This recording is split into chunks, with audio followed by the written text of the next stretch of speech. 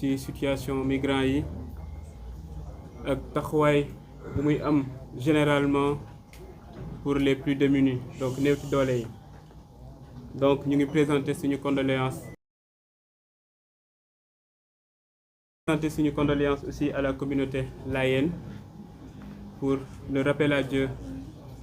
du khalife général donc yàlla yërëm te xaare ko àjjana. mbokk yi tey dañoo fas yéene woon waxtaan ak yéen parce que sénégalais suñuy wóoloo dënkuñu day baax très souvent ñuy gën di waxtaan ak ñoom pour andi ay leeral parce que leeral yooyu ci suñu liggéey la bokk ba tax na tey suñu prise de parole ou suñu intervention ci ñaari pàcc lañ ko nar a lal. premier point bi nag day nekk andi ay leeral ci conférence de presse bi nga xam ne Thierno Alassane Sall def na ko dëm gaa dina métti sa passe du coq à l'âne ñëpp xam nañ que la vacuité de son discours ne souffre d'aucune contestation tey mbokk taskatu xibaar yi fi nekk yëpp su ma leen ne lan ngeen retenir ci conférence de presse am bu dëmb dina difficile pour ngeen wax ko mais dinañ souffrir donc essayez quand même un temps soit peu. Premier point. Le deuxième point, c'est que ñuy suivre sama page Facebook wala Twitter temps yi gis nañu sujet notamment of spontané Mina bëggoon naa maak moom ñu waxtaan ci bokkoon na aussi ci dossier Azer bi bëggoon naa aussi ñu waxtaan ci donc dinaa xam nga day baax souvent ñuy rappeler aux Sénégalais que le régime de Macky Sall en 2012 en 2013 en 2014 en 2015 en 2016 ba 2017 il faut même rappeler qu'il a été coordonnateur des cadres de l'APR su Macky Sall defuloon waxeet donc rester sur un mandat moom dina des ak moom pendant un mandat donc quinquennat l'équivalent de mandat bi nga xam ne moom la ñu jox le président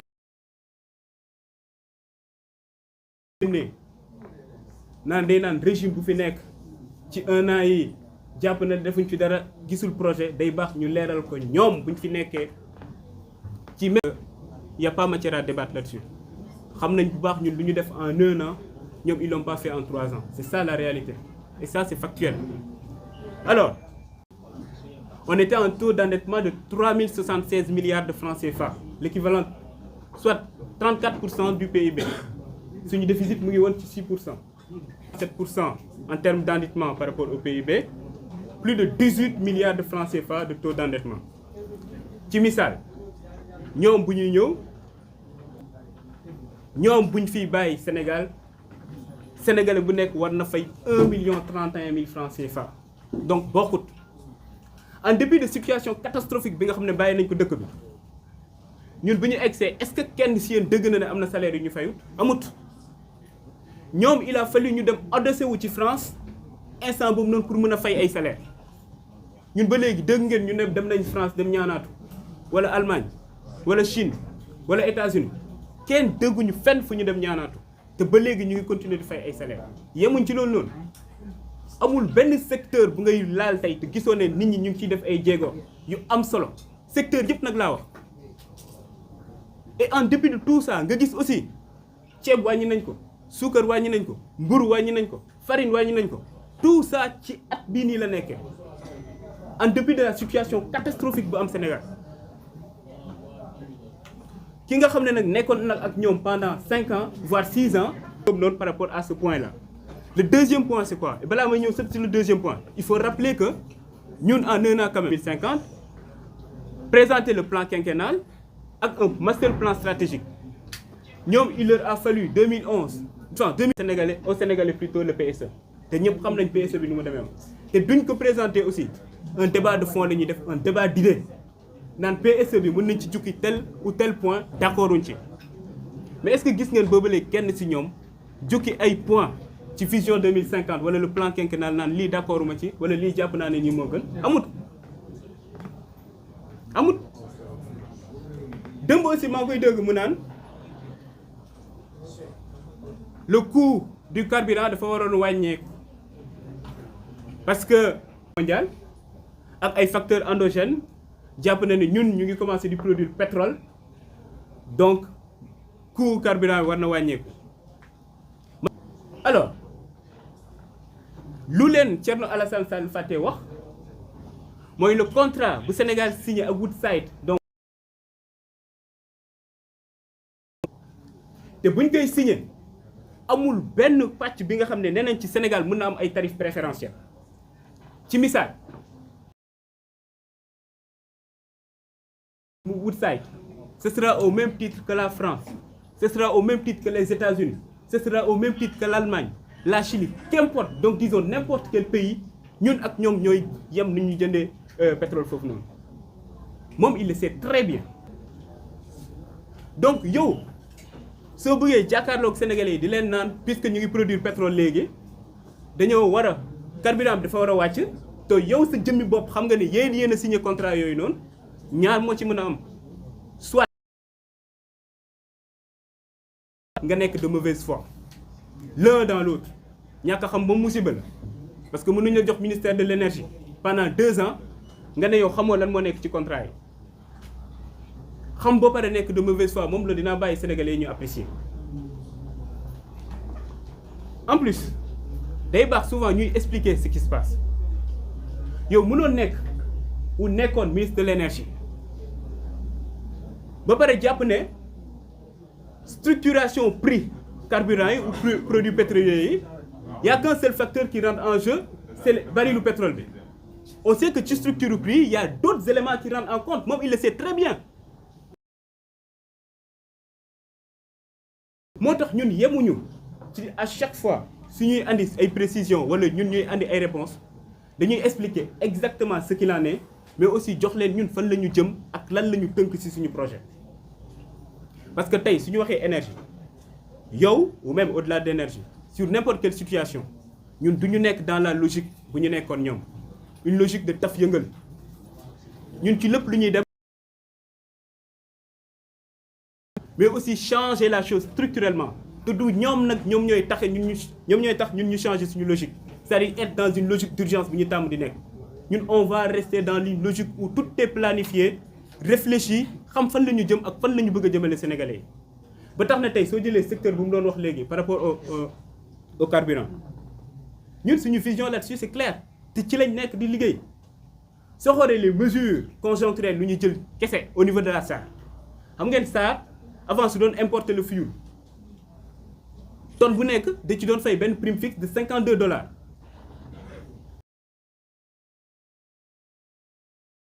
Diomaye Diakhar Faye excès dañoo ne léegi de am appel d'offre suñuy importer loolu noonu permettre nañ prime fixe boobu doon di jar $52 ça coûte entre $20 et $30 aujourd'hui ça c'est factuel yemuñ ci la capacité de raffinage de la SAR tey c'est entre 1,5 million moo tax SAR le projet SAR 2.0 c'est pour yóbbu cette capacité de raffinage là jusqu'à 5 leer na lii mooy suñu position parce que dafa am lenn li nga xam ne il faut ñu ciy revenir suñu wax par exemple énergie xam nga France par exemple su ma jëlee exemple pays bu mel ni dafa demoon ba wàcc à 55% tout de suite ñu def commission d'enquête parlementaire en mars 2023 où ils ont appelé anciens ministres de l'énergie yëpp ak même parfois ay présidents pour laajte leen yan politique ngeen mëne bu tax suñu politique ou suñu taux d'indépendance énergétique wàcc ci misaal suñu wax taux d'indépendance énergétique mooy nga jël rapport entre énergie primaire yi nga xam ne ñun dañ koy produire ci suñu dëkk les énergies de stock mooy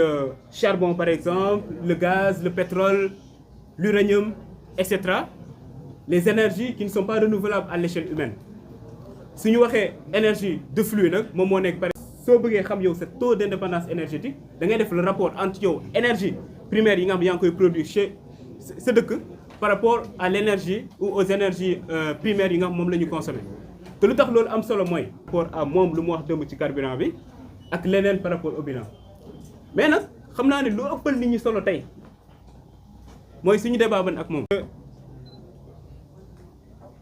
yow ñu ne dénk na la ministère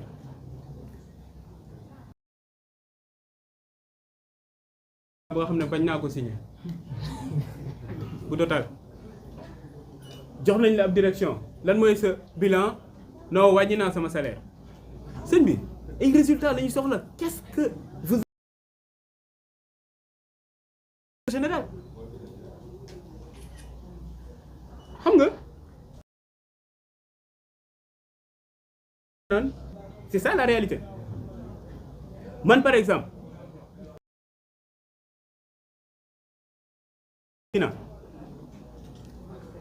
Thierno Alassane Sall ñu ngi ko nommé ministre de l'énergie en juin 2015 décembre 2015 donc 6 mois après ASER signé un contrat wu 60 milliards pour électrifier 1144 villages. Le 30 décembre 2015 xam nga soo signé contrat ba pare demander aussi les avances au titre des dépenses engagées ñoom nag dañoo andi le 30 décembre vers midi ASER 2015 ñëw déposer la facture pour ne nañ fay la caution d'avance de démarrage ñu ne dañu def ordonnancement bi def paiement bi ñoom ñu mën a dem encaisser le chèque le même jour suñu waxee couverture budgétaire c'est-à-dire ñu budgétiser projet bi naan telle année ou 2016 parce que 2016 dañ ko budgétiser woon mën nañu décaisser tant avance de démarrage yi par exemple ak les avances au titre de dépenses engagées ñoom bu ñu egsee ñu ne leen mënuñu décaisser waa ASER wax leen ko mënuñu décaisser actuellement parce que y a pas de couverture budgétaire te xam nga suñu ne budget xam nañ ne ministère de tutelle bi donc moom moo war a approuver budget bi yóbbu ko ministère.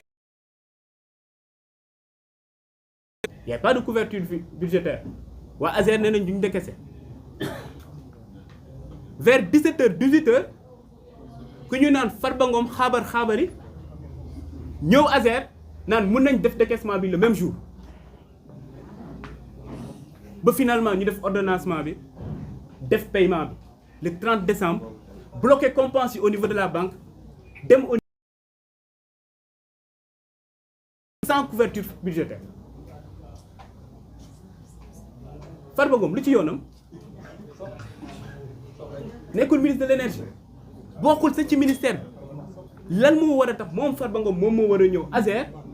ba li nga xam ne nee nañ duñ ko décaisser parce que y a pas de couverture budgétaire moom mu tax ñu décaisser ko moo tax souvent suy wax ne laal nga ma parce que effectivement il était acteur en tant que ministre de l'énergie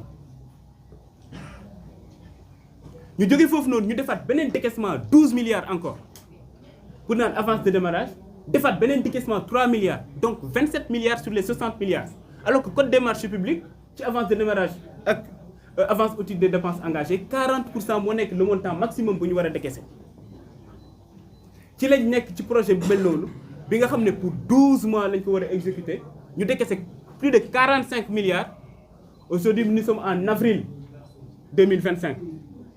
xam ngeen ñaata villages yi ñu électrifié sur les 1144 368 villages. Bravo. 368 villages kese ba pare 45 milliards yi disparaître na moo tax man jàpp naa parquet financier dafa war a saisir ci dossier bi nii 45 milliards pour électrifier 1144 villages 368 villages rek lañ ci électrifié ça c'est factuel lii ab scandale la su ma la ne scandale am na kaa ñu débattre ci parce que xam naa ne am na ay choses ou bien benn dossier bi nga xam ne c'est sur la table des choses factuelles yi nga xam ne war nañ ci mën a waxtaan.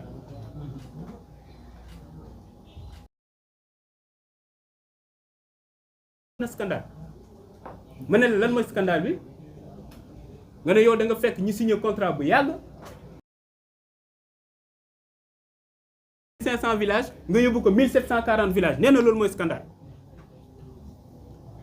fu nga fekkee benn contrat mu am ay surfacturation yow nga ne surfacturation duma ko contrat bi nga xam fekk nga ñu signé ko ngeen waxtaan pour dugal ci ay affaire alternance moom nee na loolu scandale la c'est ça nii lañ koy woo pour moom mu ñëw ñu débattre ci sa logique c'est que même bu ñuy nekk ak moom ci opposition bi il a toujours joué ce jeu là à chaque fois fu opposition bi booloo woon par exemple ci benn sujet bi nga xam ne arrangé wul Macky Sall moom dina gën a def benn diversion bi nga xam ne ça fait l'affaire de Macky Sall su ñu waxee démocratie 4 temps la le temps d'élection délibération décision ak reddition des comptes ñun temps reddition des comptes lañ nekk ku wax reddition des comptes actuellement gis nañ effet bu muy def ci Sénégalais parce que ñëpp bëgg a xam seen xaalis fan la dugg ñen ñoo luubal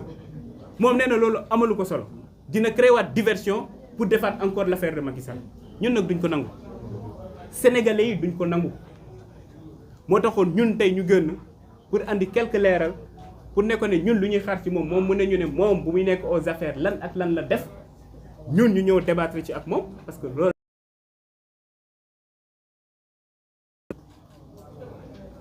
man soo ma ne lan mooy sa bilan moom Thierno Alassane soo ko ne lan mooy sa bilan maa ngi ko doon wax léegi ARTP mu ne wàññi naa sama salaire